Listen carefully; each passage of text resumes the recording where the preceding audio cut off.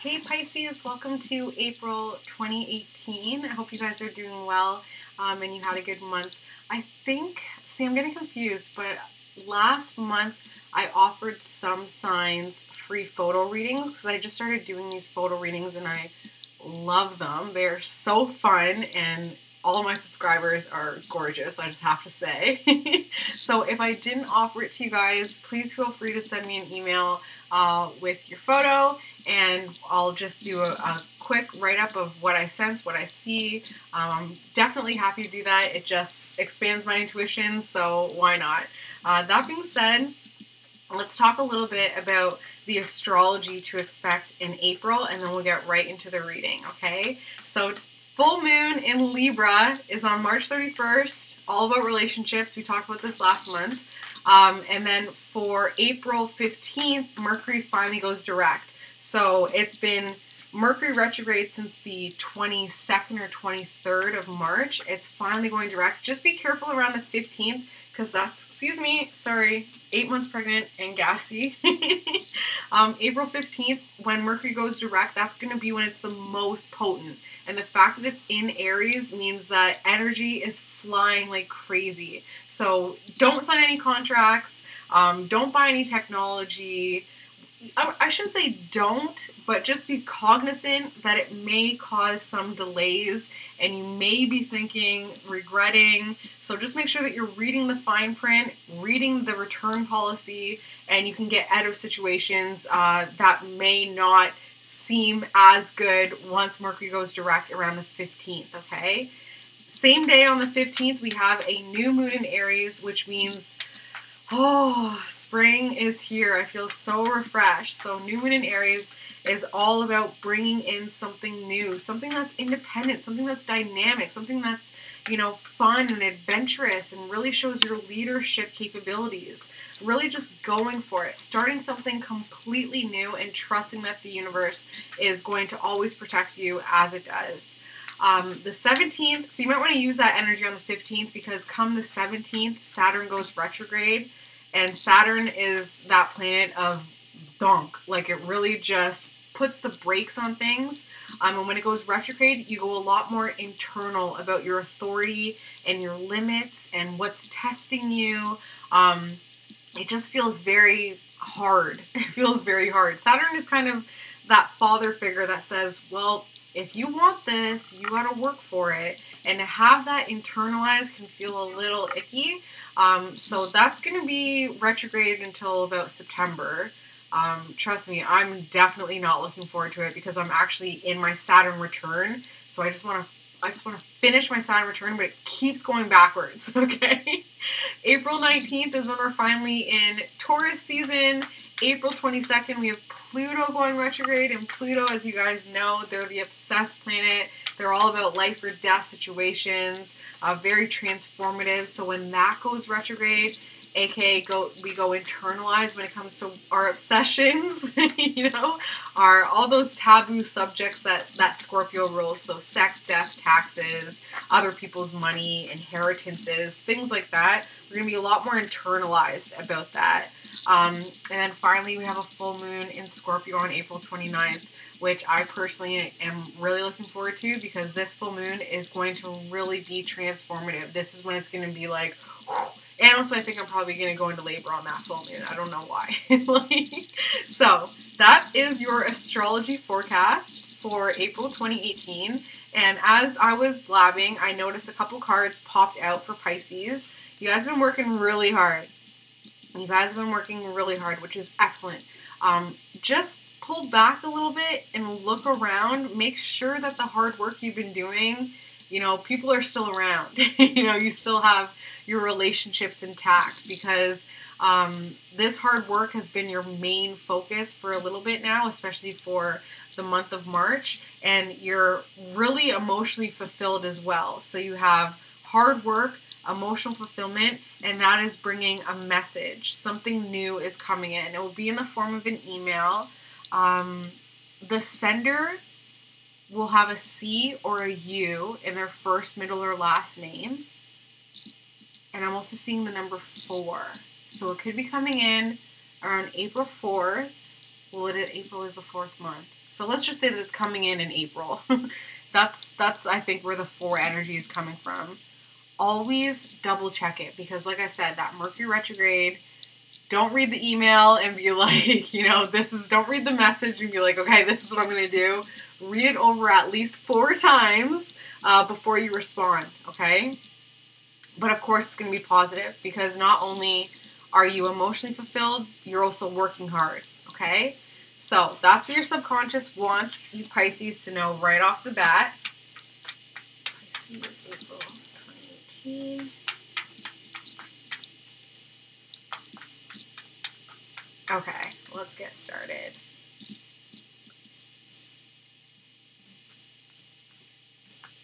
Okay, so the theme of this reading, Pisces, is all about your power when it comes to home and family. So there is something going on at home where you're going to feel like you need to really empower yourself, get your stability, get your strength, and you're going to feel a little bit like a god of war. You're going to have to like fight for something, okay? It's going to cause your finances and your power to kind of try and, there's going to be a little bit of a shift. But because you've been working so hard, everybody is ready for this change. It's just going to really be bringing in some unexpected opportunities for you to really build yourself up even more. So don't take it as a conflict. Don't take it as some sort of a fight. Yeah, you're going to be moving on and you're going to be leaving something behind, but it's only really going to hurt for that first night of change. And then after that, so much power. So don't be pinned down, okay? Because your soulmate is really going to need your support right now. They're really going to need you to kind of take a chill pill and rest and just accept this change, because it's really going to be nurturing a different side of you, okay? And this is an investment. In the long term, this is absolutely an investment, okay? So that is the theme of your month, Pisces, April 2018. Now let's get started on the actual reading, okay? So, partnership. That's what April is going to be all about. This full moon in Libra is bringing up a lot of relationship issues. Like, it's really bringing relationships to the forefront. I'm not just talking about your sexual relationships. I'm talking about platonic relationships too. How you relate to everyone. You're going to be questioning, like, okay, what does this relationship do for me? What do I do for them? What do they want? What's the underlying cause here? Relationships, that's how you're going into April, with partnerships on your mind, okay? Keep your ego out of it, right? So don't only think about this relationship in an egotistical way, as in, well, what do they want from me? Think of it as more, what can you guys do for each other? I've been watching a lot of Alana, Fix My Life, and she has some amazing, amazing quotes.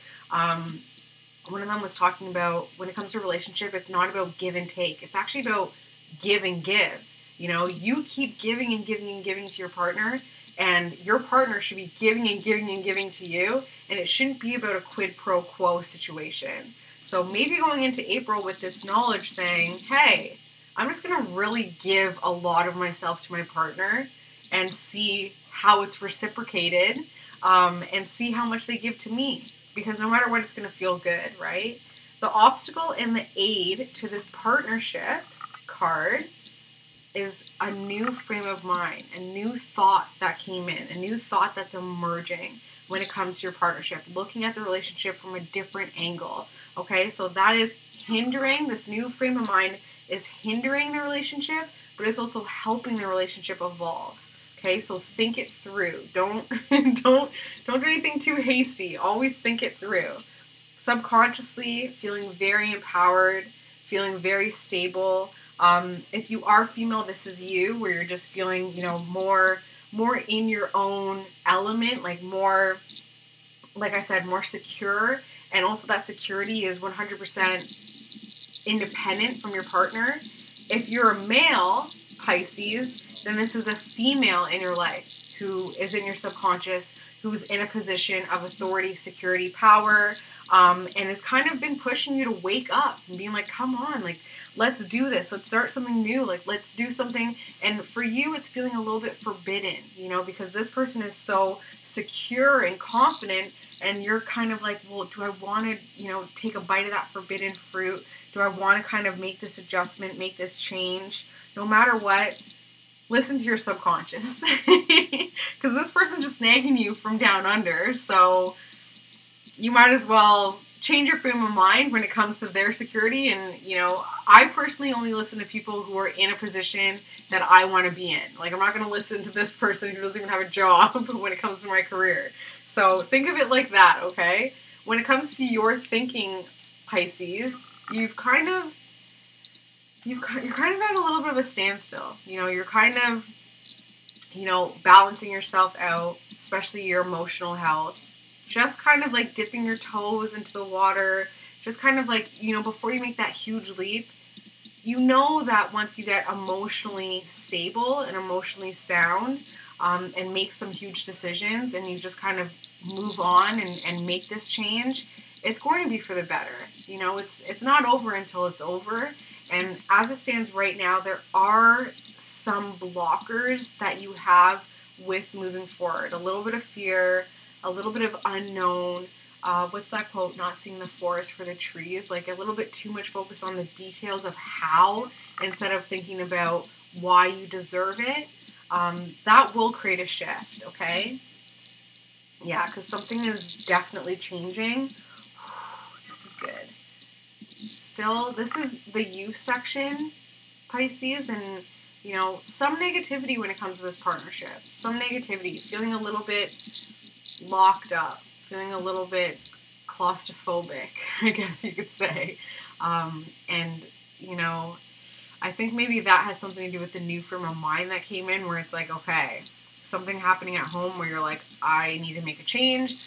Moving on is going to really change the relationship, really change the partnership.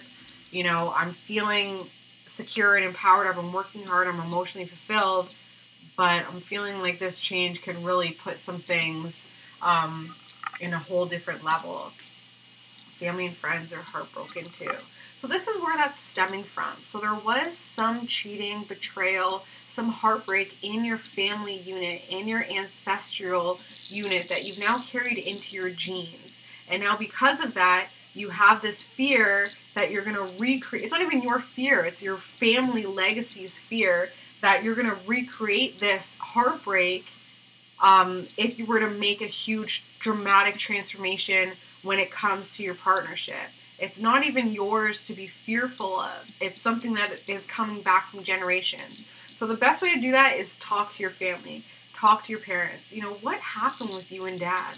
What happened when, you know, you kind of made that change? What happened when you did kind of get yourself chained to them, committed to them in a really profound way, in a really kind of like obsessive, transformational way?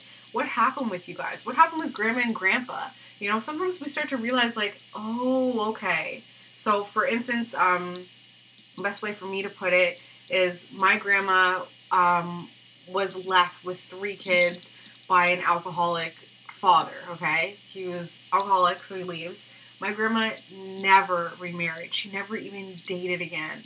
And she's now, it's been 45 years since this all happened. And he's dead and gone. I've never even met him.